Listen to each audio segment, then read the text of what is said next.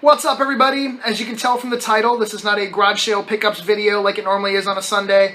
When I was searching online Thursday and Friday night to see if there was actually going to be sales happening 2 days after Christmas, I was not surprised when I only saw 4 postings online for local yard sales. I did not wake up early this morning, Saturday morning, to go hunt down those 4 or maybe even 5 yard sales. It would have been a waste of time.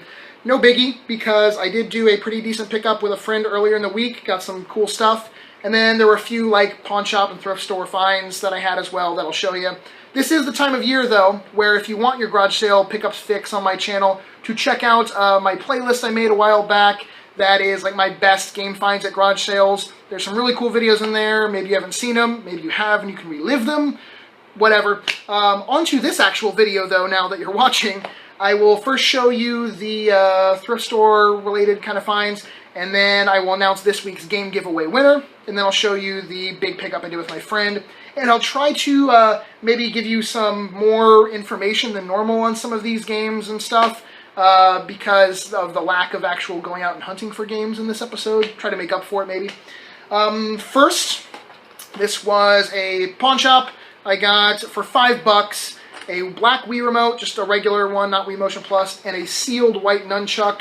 They originally wanted $5 for this, but it had a lot of corrosion in the battery compartment. It actually leaked out all over the controller inside of the Wii condom. And I showed it to them. They're like, okay, we'll go down. So I ended up getting both of these for $5 instead of just this for $5. Then for $2 a piece, actually it was a little below $2 a piece, but we'll just say $2 a piece. This thrift store, they will always have games at that price. Like, all their games are always $2 roughly, but their systems are crazy. They can be $30 for an SP with no charger, and they can't even turn it on to see if it works. Or like a PS2 for $40 with no controller, just really weird pricing. But their games are always very low. So I got a complete copy of Spyro Year of the Dragon. The disc, however, has definitely seen better days. Lots of light scratches and heavy petting on that disc. Then we have Double Dragon 3, which to find NES games at a thrift store always makes me happy, because that's not a common thing for me, in my area at least. It does have a little bit of wear at the top of the label on the corner, but besides that, it's in really nice shape. And then my second copy of this in the last few weeks, the Game of the Year edition of Morrowind, with the map and everything inside there. And this was actually, if I remember, was in really nice shape. Yeah, that fucking spotless, not even a fingerprint on there. So that was pretty cool. This is not a find. Someone was just selling their Wii system with a bunch of games, and these were the 2 games I wanted out of it for... It was originally going to be $20 for the 2, but one of the games is just disc only, so it ended up being $8, I guess, each. It was $16, so that was the discount, for a complete copy of Punch-Out and disc only of Twilight Princess. A little info on these. Both of these had gone down in price quite a bit from when they originally came out. They became I forgot what, the Player's Choice or Select, Nintendo Select, whatever it was. But they were down to like $15 range for a used copy, maybe $18 or so at the most, and you could get them new for $20. Well, now they've both gone back up in price, obviously, mainly if you have the original like printing case of them. So to find Punch-Out has become a little bit obscure. Like, I honestly barely see copies of Punch-Out anymore, complete. And then Twilight Princess is going back up in price, but most people like the GameCube version more because Link actually uses his sword in his correct hand, and on the Wii version they put it in the right hand since there are more righties in the world to use the Wii remote. I'm sure you already know that if you've played both of those. But if you don't, hey, there's some random game trivia. Okay, so now the game giveaway winner for this week, and I'm just going to, fuck it, just go ahead and do it. So here we go. The winner of a random game on the system of their choice is Misfit Gamer Kid. Congratulations. Please send me a personal message here on YouTube with your shipping information and what system you want your random game to be for. I'll get that mailed out to you in the next week or so. And as always, there is a game giveaway for this next week. Be subscribed, thumbs up the video, and leave a comment down below. That's all you have to do. to enter the game giveaway for this next week, and you have your chance at winning a random game for any system that I currently have stuff for. And you have 1 week, you have until this coming Friday, midnight Eastern Standard Time. I'm doing a lot of hand signals for some reason. Anyways, oh, also, there's a giveaway I started on Christmas Day. It's a Christmas video game giveaway. That's what the title is. And I'm going to be giving away a box of games. I don't know exactly how many in the box. A box maybe like this big, decent amount, multiple different systems they'll be for. So you can go check that video out. It's the same idea as all my contests. You just be subscribed, thumbs up, and comment down below. That's simple. Now on to the awesome pickup that I did with my friend. I'm going to stick with his YouTube name because I don't know if I've ever said his real name on camera, but KingDD83. For the past couple years, we've done transactions together. He is a big box PC collector, and he goes to thrift stores and pawn shops and stuff and will buy games for other systems in the idea of being able to sell or trade them to get big box PC stuff. I had actually traded him this past year, a bunch of big box PC games for some stuff, and I've done purchases with him in the past. I got like a Jaguar system from him, a bunch of like older boxed games for like NES and some other systems. So anyways, another deal I did with him just came this week, and I'm not going to tell you the price because I don't know if he wants me to say that. I'm pretty sure maybe he wants to keep that on the down low. But as always, a fantastic deal. I would safely say close to not garage sale, but just above garage sale prices. Very fair prices for stuff. We have the first of the things I'm going to keep for myself. A blue Dreamcast controller in nice shape. I actually don't have this color. I don't think I do. At least if I do, I don't know where it is. So anyways, a blue Dreamcast controller. A PS2 Resident Evil The Essentials collection. It's Resident Evil 4, Code Veronica X, and Resident Evil Outbreak.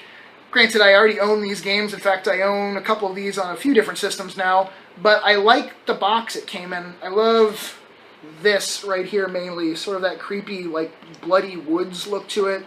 All the games are pretty close to mint in there. Box has a little bit of shelfware, but I like collecting the different versions of Resident Evil stuff. Not many systems I do that, or not many game series I will do that for, like collect multiple versions, but horror stuff I really do, and some RPGs I will, like Final Fantasy.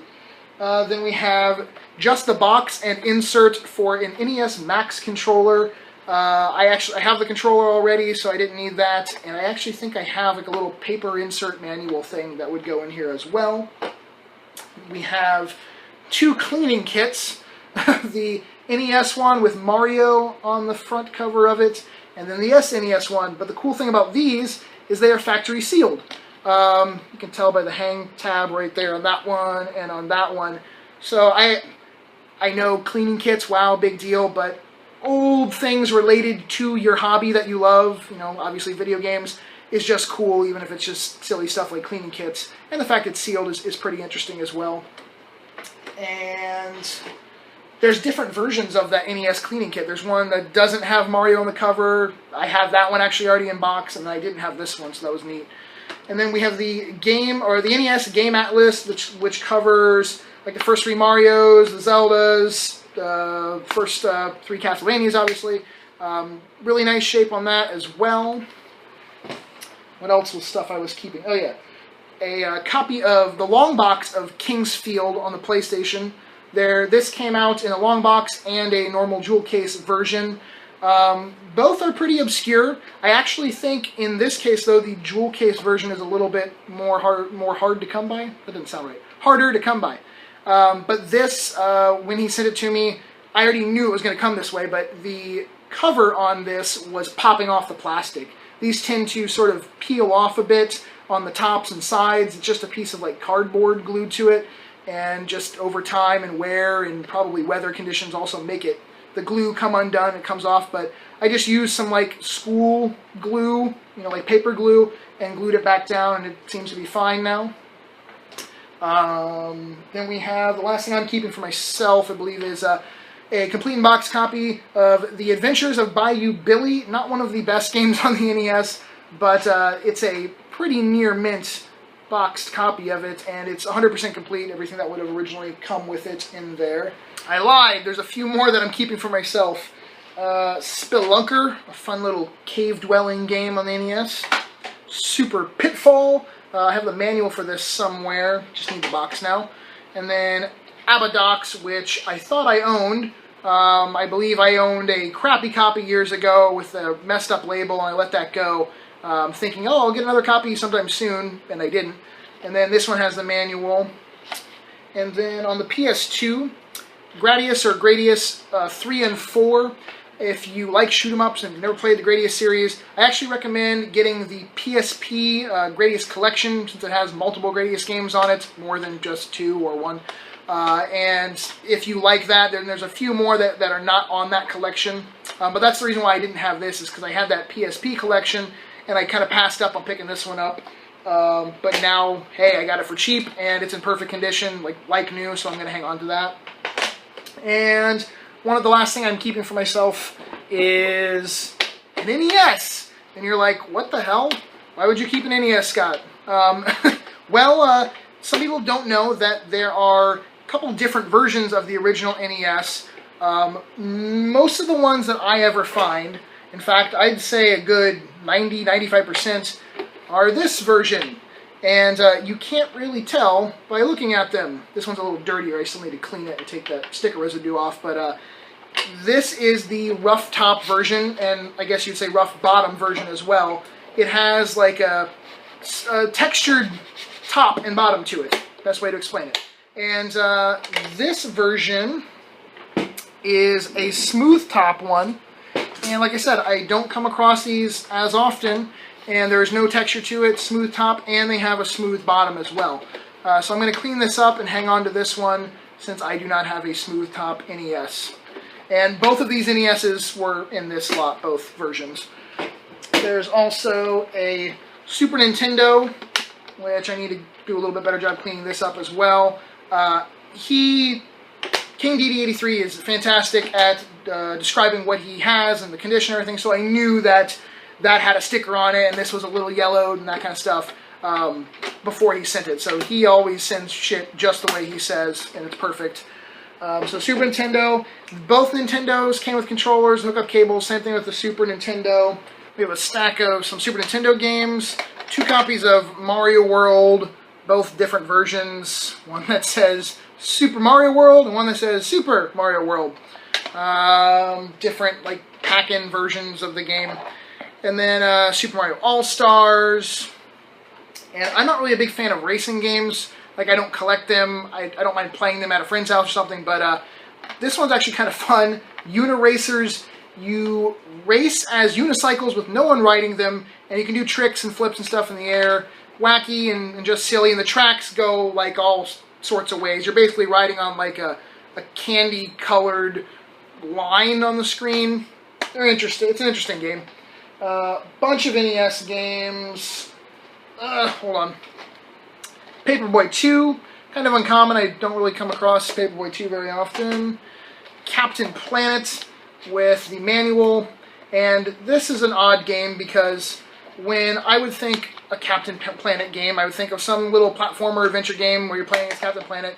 But when you start this game up and you go into the first level, it is a side-scrolling, shoot-'em-up, like, spaceship game. And not very good.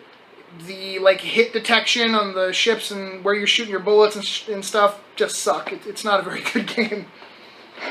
Adventure Island 2. I recently just picked up Adventure Island 3 for my collection. So now I have all 3 of the Adventure Islands that came out in North America on the NES. Not 1, not 2, but trace copies of Mario and Duck Hunt. I like giving these away free anytime, like, I sell or trade a Nintendo. It's just nice to have a game that comes with it. Mario 3. What else needs to be said about that? Punch-Out. Mike Tyson's Punch-Out, sorry. Not the lesser wanted version of Punch-Out. Tubin, one of the Tengen games. Actually, this is like one of the nicest copies of a Tengen game I've ever seen. It's almost mint. You ride an inner tube down a river and collect things and avoid shit. Mega Man 2. Turtles 2 arcade game. Been coming across this quite a bit recently. And Super Mario 2. Solid NES games, nothing super rare. And then both Mario Land and Mario Deluxe. Castlevania Portrait of Ruin, and there is a copy of Super Mario 3D Land in there, obviously just cart only. Out of the 3 Castlevania games that are on the DS, I don't know, I guess probably Order of Ecclesia would be my favorite out of the 3. The Portrait of Ruin was good too. They're all three of them were really good. A Player's Choice copy of Legend of Zelda, Winwaker, and then there's a disc-only copy of the GameCube version of Twilight Princess. So as I was saying before, you can play the correct way that you're supposed to play as Link, or you can play the Wii version with his wrong hand. Resident Evil 4, Mario Kart 8. I haven't really had very many Wii U games for sale and trade, so that's kind of nice. Call of Cthulhu, Dark Corners of the Earth. It's a pretty sweet game. The original Xbox didn't really have a lot of horror titles for it. I recommend trying to get this one. It's a little harder to find, like the $25, $35 range. It has some unique features. You can hallucinate in it, experience like vertigo. It's a first-person game. Try to find it. Pretty damn cool. And if you don't know who Cthulhu is, find out who Cthulhu is. Not one, but 2 copies, both greatest hits of Silent Hill 2, my favorite game of all time, for sure. Then we have a complete copy of Super Smash Bros. Melee, and very surprised at the massive jump this game has taken in price. Actually, I'm not really surprised. The new Smash Bros. Came out on the Wii U and the 3DS. When things like that come out, when a game like that comes out, it normally makes people go, you know what, I want to play that old version I haven't touched for a while. I loved it. And a lot of people regard Melee as their favorite Smash Bros. Game. It's now, or at least a few days before Christmas, it was going for about $60 to $70 on eBay for a complete copy, and like just a disc only was $50 or so. So it took a pretty damn big jump just in the last like month or two. I actually got a loose disc copy this past weekend at the flea market. So pick up 2 copies of Smash Bros. Melee in 1 week is pretty nice. And then not 1, but 2 copies of Mario Galaxy 2. Another one that I have not seen very many copies of recently. So there's quite a few Wii titles that are becoming a little hard to find in the sense of like retail, finding them used at a shop. So you want to keep your eye out for them. Alright, the final few things. We have Winwaker Strategy Guide. This one is one of the nicer items that was in here. The last time I had one of these, actually I had 2 of them, got them both on the same day at a garage sale. It is still one of the best garage sale days I've ever had. It's on my playlist I was talking about earlier. I think it's like one of the top 3 videos or something on there. And I didn't get it as cheap as I did the first time, but a top loader NES with a dog bone controller. And when he said it to me, he let me know that the dog bone controller was acting a little weird. I took it apart, cleaned all the contacts and everything inside, and now it works fine. System works fine, like most top loaders do. It's a little dirty. I'm going to clean this one up as well. But fantastic condition. And like I said, this is only the 3rd one I've ever personally found. Well, I didn't find this, but come across and had in my possession. I have one I kept for myself. I traded one of the other ones I got at that same garage sale. I don't know if I kind of blew past that. The guy had 2 NES top loaders. It was his and his brother's from when they were kids. I got them both. I think they broke down to like $3 a piece, something like that. So that was amazing. I traded the other one I got from that garage sale for a Hori GameCube controller, which is a really rare, hard to find controller, that's very expensive. And then now I have this one. The last thing, I believe, is a mystery to me. I do not know what is in this pouch. He said he was going to send me a present, just a random thing it was something that he had heard I was looking for a while ago. So I have no idea. It's fairly heavy, and it feels solid, so I'm going to guess it's a brick. No. So let's see. Literally, it is still sealed. I have not opened this, so here we go.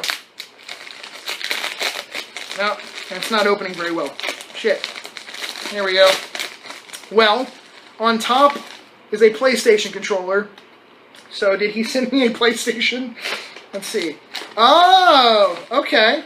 That's pretty cool. There's the power cable. He sent me... Come on. Come on out. I gotta rip it a little bit more. There we go. He sent me the PS1 with the screen. And yes, I was looking for one of these. And kind of I still am. He said he hopes I haven't already gotten one of these. Technically I did, and I kind of didn't. I got one factory sealed when I went to Retropalooza back in September, but I didn't open it because it was a sealed one of these, and I kind of just kept it that way. But I really wanted one of these to actually play, so now thank you very much, man, because I have one that I don't have to worry about opening up. So that's awesome, and it's in really nice shape. Screen has no marks or scratches on it. I didn't see... No audio. There's no audio video cable, but I'm going to say that probably have about 30 audio video cables for Sony consoles lying around, so that's not a big deal. Thank you very much, King DD83. That was awesome to get a surprise in there. And thank you for the awesome box of randomness. Well, not randomness, I knew I was going to get, but awesome box of random cool shit for systems. And thank you all for watching. Please, if you would like to enter this week's game giveaway, just be subscribed, thumbs up, leave a comment down below, and comment can be about whatever. And then if you want to enter that Christmas game giveaway, go check out that video. You have 2 chances this week to win stuff from my channel, so double your odds. I love you all. Peace.